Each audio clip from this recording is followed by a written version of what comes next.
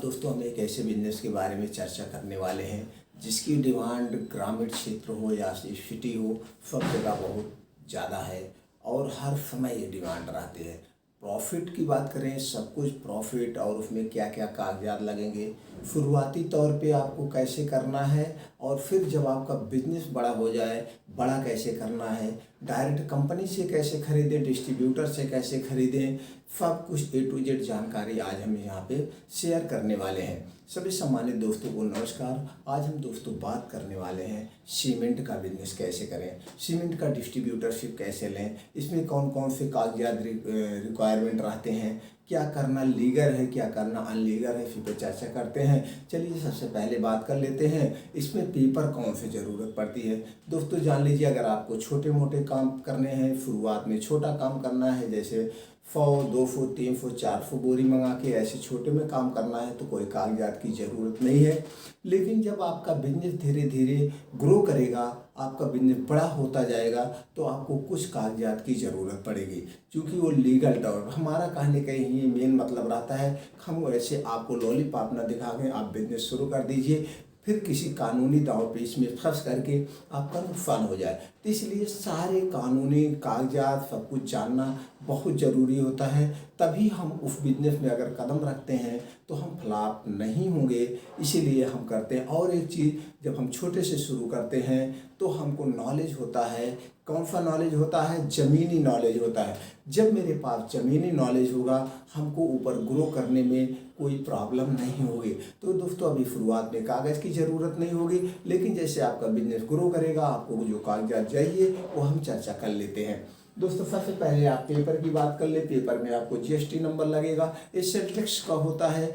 तो इसको आपको लेने के लिए सेल टैक्स ऑफिस जाना होगा। वहाँ पे आपके एडवोकेट रहते हैं दोस्तों, उनके थ्रू ले सकते हैं, फ्री ऑफ कास्ट है। लेकिन जो एडवोकेट आपको कागज़ दिलवाएगा वो कुछ ना कुछ चार्ज करता है। तो दूसरा है दोस्तों एमएसएमई रजिस्ट्रेशन है, भारत सरकार की बिजनेस साइड है। अगर आप इसमें रजिस्ट्रेशन करवा लेते हैं, इसमें 3-4 टाइप के होते हैं, छोटे उद्योग, बड़े उद्योग, ऐसे। तो अगर आप इसमें रजिस्ट्रेशन करवा लेते हैं तो सरकार के स्टार्टअप के अंतर्गत आपको बैंकों से कम ब्याज पे आसानी से लोन मिल जाता है। तीसरा है ट्रेड लाइसेंस, नगर निगम का लाइसेंस होता है दोस्तों, इसको भी लेना जरूरी होता है। और चौथा पॉइंट होता है करंट अकाउंट आपको खुलाना पड़ेगा। जब आप डिस्ट्रीब्यूटर से या कंपनी से माल मंगाएंगे तो आपको चेक देना पड़ता है, यानी कि कुछ टाइम पीरियड पे वो चेक लगा देते हैं, या और सब चीज़ों के लिए करंट अकाउंट की ही ज़रूरत पड़ती है, जैसे जीएसटी वगैरह के लिए।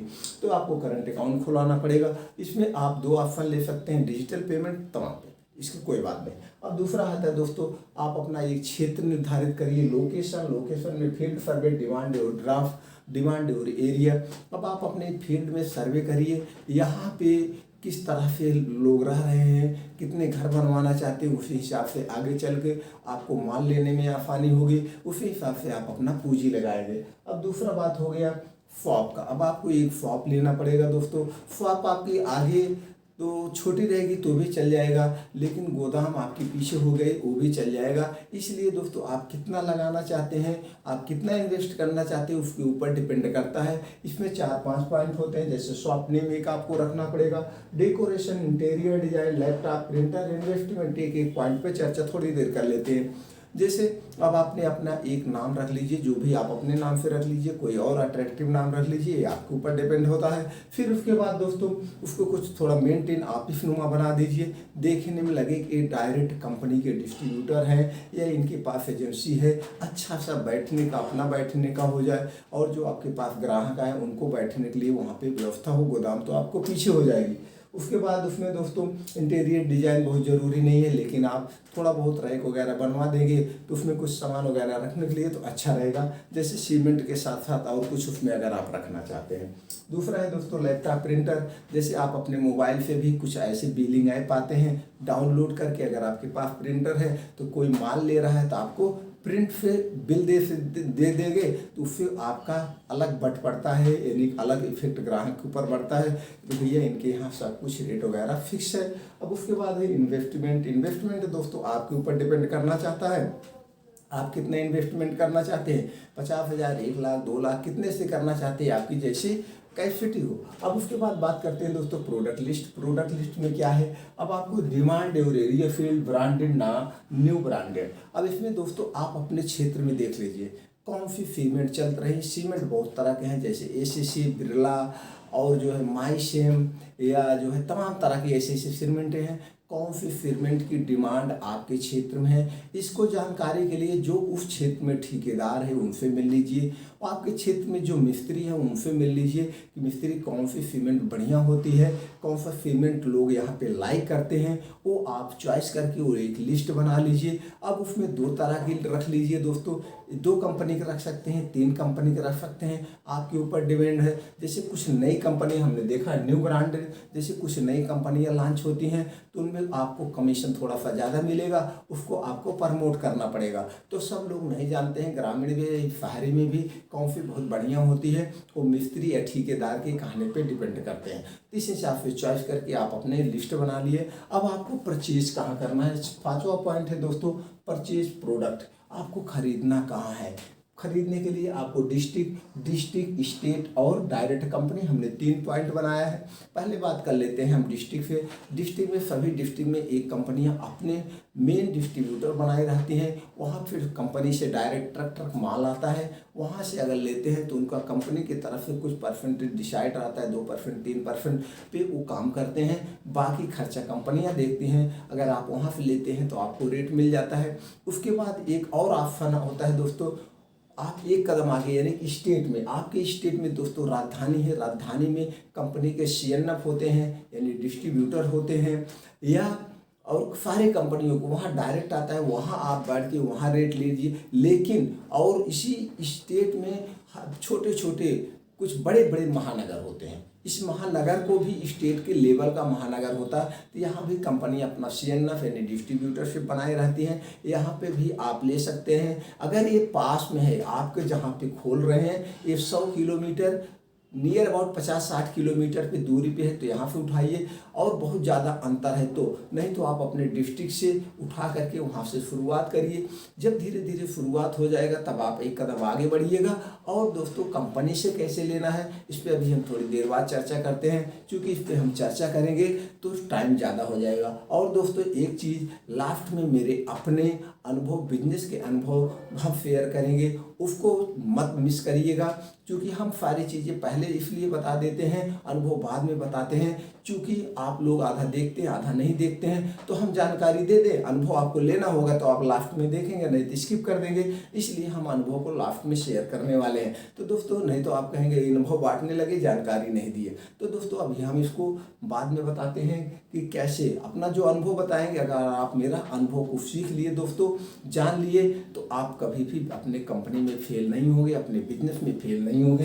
अब आ गया दोस्तों हमारा 6वां पॉइंट हमने जो बताया है। अब आपकी दुकान रेडी हो गई, अब दुकान का एडवर्टाइज भी तो होना चाहिए। एडवर्टाइज में 4-5 पॉइंट, जैसे आप अपने दुकान का calendar, pamphlet, newspaper, social media और होल्डिंग। अब आप अपने दुकान के नाम से कैलेंडर छपवा करके अपने एरिया में डिस्ट्रीब्यूट करिए, उससे प्रचार हो जाएगा। पंपलेट छपवा लीजिए, पंपलेट से डिस्ट्रीब्यूट करिए। और न्यूज़पेपर में आपके बजट ज़्यादा है तो न्यूज़पेपर में निकलवा दीजिए, नहीं तो सोशल मीडिया फ्री में तो है ही दोस्तों, फेसबुक, व्हाट्सएप, ट्विटर और यूट्यूब के द्वारा अपने यार दोस्तों या अगल बगल जितने भी हैं सबके द्वारा आप फेमस कर दीजिए, एकदम पॉपुलर कर दीजिए अपनी दुकान। दूसरा है आप दोस्तों कुछ होल्डिंग बनवा लीजिए, जैसे सब लोग होल्डिंग लगवाते हैं, जब इलेक्शन होता है नेता लोग, विधायक लोग, सब लोग होल्डिंग लगवाते हैं, उसी तरह से आप अपने गली मोहल्ले में या नाका पे आप होल्डिंग लगवा दीजिए, उससे भी आपकी दुकान का पॉपुलर हो जाएगा। अब आता है जो सबसे मेन पॉपुलर, आपने पैसा है, आपने पैसा लगा दिया, आपने दुकान भी खोल दिया, अब हमारे अंदर जो लास्ट कला होनी चाहिए वही मेन कला है, सेल्फ इम्प्रूवमेंट प्लान। आपका सेल्फ करने की कला क्या है, ये सबसे ज़्यादा मायने रखता है। कोई भी दुकान हो तो उसमें हमने 2-4 पॉइंट रखा है। जैसे दोस्तों आपने प्राइस, सबसे पहले आप मार्केट का सर्वे किया था तो उसमें प्राइस लिया होगा, क्या रेट सीमेंट बेच रहे हैं, आपके डिस्ट्रिक्ट में क्या रेट बिक रहा है, एज ग्राहक बन के आपने रेट लिया। अब आपने रेट ले लिया, अब आपने खरीदारी कर लिया, तो आप देखिए रेट और ख़रीदारी, जो हमने रेट लिया था उस खरीदारी में कितना अंतर है, क्या मैं जो ऑलरेडी पहले से दुकानदार बेच रहे हैं उनसे हम 1-2 रुपए एक बोरी पे कम करके बेचेंगे तो भी मेरा प्रॉफिट मिल रहा है? मेरा खर्चा वर्चा काटे के बाद कुछ हमको 1-2% प्रॉफिट मिल रहा है? अगर मिल रहा है तो जो आपने रेट लिया है ऑलरेडी जो दुकानदार बेच रहे हैं उनसे 1-2 रुपए बोरी के पीछे कम करके उसी को कहते हैं इफेक्टिव प्राइस आप रखिए। अभी आपको ग्राहक अट्रैक्टिव करना है, बाकी तो और सामान आपने रखा है अपने दुकान में उधर से कमा लीजिए। इस पे अगर छोटा थोड़ा प्रॉफिट होता है दोस्तों तो भी बहुत ज़्यादा। दूसरा है दोस्तों गुड कस्टमर रिलेशनशिप। आप कस्टमर के साथ बहुत बढ़िया व्यवहार बनाइए। दुकान जो है 50% क्या 80% दोस्तों व्यवहार से चलती है। व्यवहार का मतलब ये नहीं कि आप उधार बांट दीजिए, उधार नहीं। भैया मैं पैसे कम लेता हूँ, मैं कम परसेंट पे मार्जिन पे काम करता हूँ, लेकिन मैं उधार नहीं देता हूँ क्योंकि मैं कंपनी से इसी हिसाब से लेता हूँ, हमको पेमेंट करना होता है। आप अपने ढंग से एक चीज़, दूसरी चीज़ आप उसके बैठने की, जहाँ आप अपने चैम्बर में बैठ रहे हैं बैठने की व्यवस्था करिए। अंदर घुसते हुए उनको अच्छे से बात करिए और भाई साहब कैसे हैं, ऐसा लगे हमारे इनके बीच बहुत पहले से पुराना रिश्ता है। और अगर गर्मी है तो उनको एक ठंडा पानी दे दीजिए या ठंडा पिला दीजिए, आपके बजट के ऊपर है दोस्तों। अगर ठंडी है तो उनको जो है आप एक कप चाय के सब आदि हैं, एक कप चाय पूछ के उनका स्वागत कीजिए, अच्छे से बैठाइए फिर दीजिए। तो इस तरह से आप अगर उनके साथ व्यवहार करते हैं तो 4 लोगों के वो प्रचार कर देंगे आपको दुकान के, भैया वो दुकानदार बहुत अच्छे हैं, उनका व्यवहार बहुत अच्छा है, वो खुद कस्टमर लेके आएंगे। और दोस्तों शॉप ओपनिंग, जिस दिन आप अपने दुकान की ओपनिंग करें दोस्तों उस दिन आप जो है बहुत सारे, कुछ लोग ऐसे ओपनिंग करते हैं दोस्तों, उसी जिस चौराहे पे खोल रहे हैं वहीं चौराहे पे जो खोलने के लिए जितने दुकानदार हैं उनको इनवाइट कर लेते हैं, अपने रिश्तेदार को, अपने घरों को, अपने जानने वाले को, बस। लेकिन ऐसा मत करिए, हमारा अपना अनुभव है। आप जो नियर अबाउट जितने क्षेत्र हैं वहाँ के जो सम्मानित लोग हैं या बिना सम्मानित लोग हैं सबको आप कार्ड दे दिए, भैया आइए। उसमें आपको लगेगा क्या, आपको समोसा लगेगा, या आप समोसा दे रहे हैं या चाय दे रहे हैं या एक लड्डू दे रहे हैं, जो भी आप रख रहे हैं तो उसी हिसाब से उसमें कटौती करके थोड़ा ही रख दीजिएगा। लेकिन पूरा जब इनवाइट करेंगे तो भैया हमको भी बुलाएं हैं और पूरा उनके आपका एक अलग पहचान बन जाएगी। इस ढंग से ओपनिंग करने में भी होगा। और आपके जो क्षेत्र में मिस्त्री हैं या जो और काम करने वाले मजदूर हैं उनको पहले आप लिस्ट बना लीजिएगा। लिस्ट बना के उनको खास तौर पे इनवाइट करिएगा। उनको बहुत बड़ी खुशी होगी जब वो लोग आए इनवाइट में, उनको ज़रूर कुछ न कुछ गिफ्ट दे दीजिएगा। लालच देना उस ओपनिंग दिन से शुरू कर दीजिएगा। जब उनको लालच देंगे, कुछ गिफ्ट देंगे दोस्तों, तो फिर अपने आप वो कस्टमर जहाँ काम करेंगे कहेंगे भैया उनके यहाँ से सिरमेंट बहुत बढ़िया मिलती है, बहुत अच्छा माल रखते हैं, पुराना माल नहीं मिलता है, पूरी बोरी में 50 के 50 केजी रहती है, आप वहाँ से लीजिए। तो वहीं के द्वारा आपका होगा।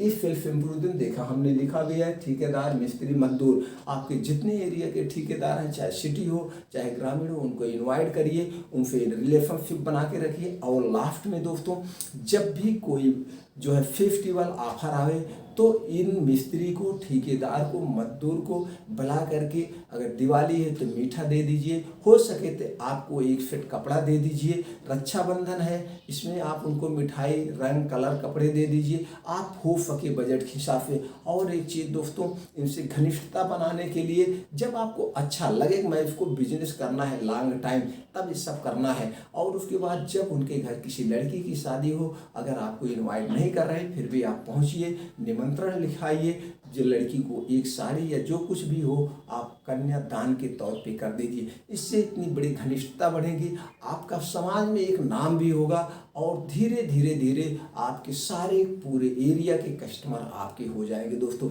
ये सब तकनीक अगर अपना के आप बिजनेस करते हैं तो कभी आप बिजनेस में फेल नहीं होंगे। अगर प्रॉफिट की बात करें दोस्तों, इसमें प्रॉफिट जो है एक बोरी पे 10 से 15 रुपये, जिस हिसाब से समय सीजन रहता है उसी हिसाब से रेट घटते बढ़ते रहते हैं। इस पर कोई बहुत ज़्यादा रेट फिक्स नहीं होता है। अब बात करते हैं हम दोस्तों डायरेक्ट कंपनी से कैसे खरीदे। डायरेक्ट कंपनी से ऐसे नहीं मिलता दोस्तों, उनके सब कंपनियों के, चाहे छोटी हो चाहे बड़ी हो, सब कंपनी के एक सेल्समैन होते हैं, एरिया मैनेजर होते हैं, वो फील्ड में भ्रमण करते रहते हैं अपने सेल्फ को बढ़ाने के लिए। वो पहले देखते हैं कौन सी दुकान कितने दिन की है, वो अपने आप आपकी दुकान पे आएंगे, आपसे मिलेंगे।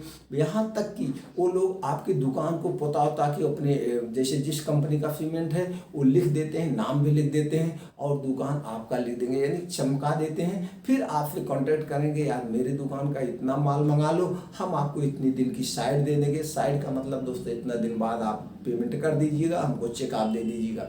दूसरे दोस्तों, आपको अगर इतने का माल उठा लेते हैं, यानी कुछ टर्म रखेंगे, 1 ट्रक 2 ट्रक आप अगर माल मंगा लेते हैं तो हम आपको इतना इंसेंटिव देगा और उसमें फाइट तब धीरे धीरे, एक काम धीरे धीरे होता है। और अगर आप डायरेक्ट सोचे हमने दुकान जिस दिन खोला डायरेक्ट कंपनी से हम माल ले लें, ऐसा मुश्किल होता है। हाँ हो जाएगा, लेकिन आपको तब क्वांटिटी में माल लेना पड़ेगा, तब आपके पास अनुभव भी नहीं है, माल ज़्यादा रख के रख लेंगे, खराब भी होने के चांसेस है।